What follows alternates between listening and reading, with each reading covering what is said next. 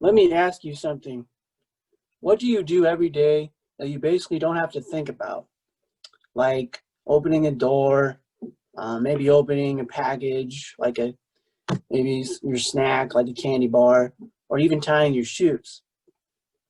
When you do it, you don't really have to think about it. You just do it because your brain and muscles know the motions to do it. Well, if you have cerebral palsy, like I do, then you do have to think about it.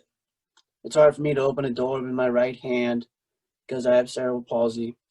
And it takes me probably at least 2 times or more to tie my shoes to get them tight enough. And to open a protein bar, I can't open it. My fingers aren't strong enough, so I need to use like a pair of scissors to open it. My name is Wyatt Spalding. I'm 25 years old, and this health story is for people with medical issues, cerebral palsy, and people that deal with scoliosis. Anybody who just wants to know more about these topics. A little bit about my family's health history. My mother has Hashimoto's disease, which is basically like a thyroid disease. Then my grandma had breast cancer, and my grandpa had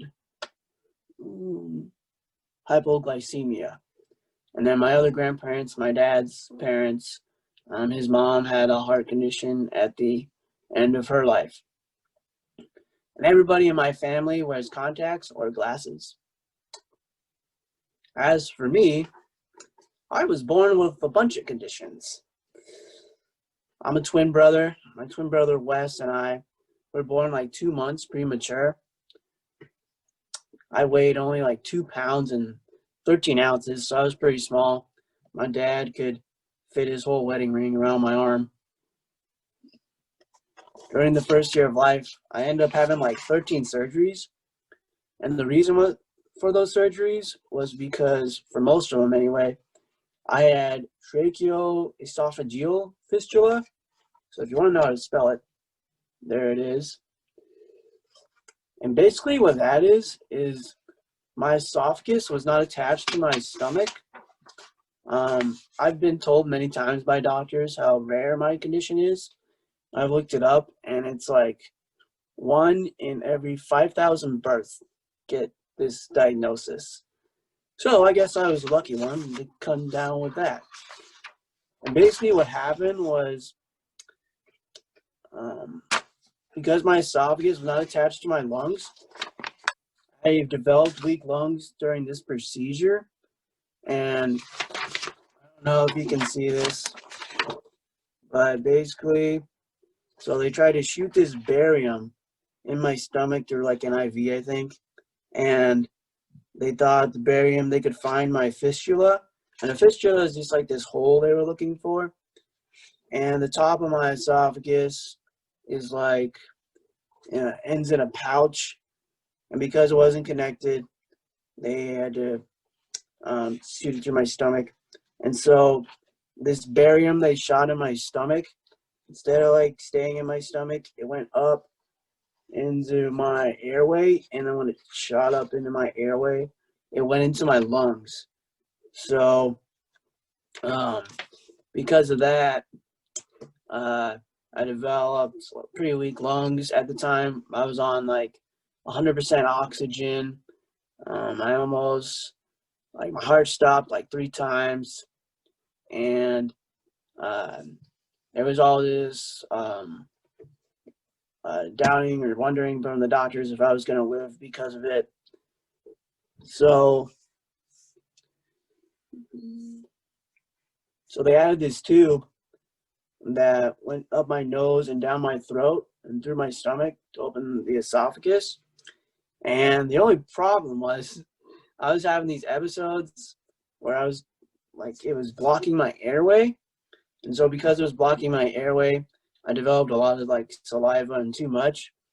So what they did was a doctor pulled the tube out, and that basically stopped my problems from the too much saliva.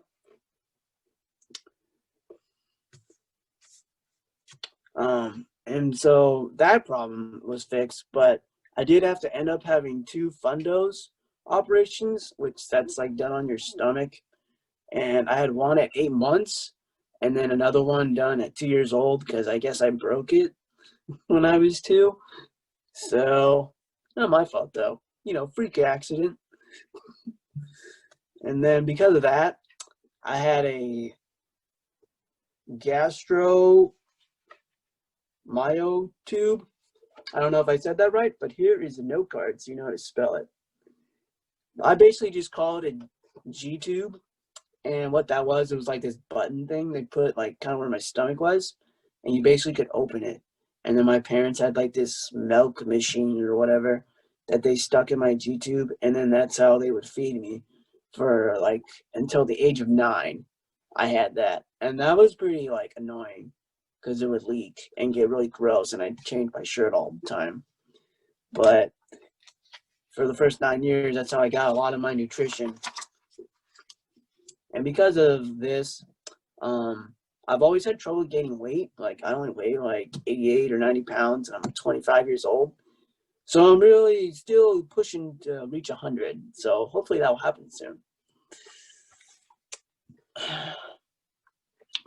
So because of my weak lungs, I get sick a lot as a kid. And I mean, I've had pneumonia and bronchitis like over 20 times each probably. I mean, I was in and out of the hospital with pneumonia and bronchitis most of the time.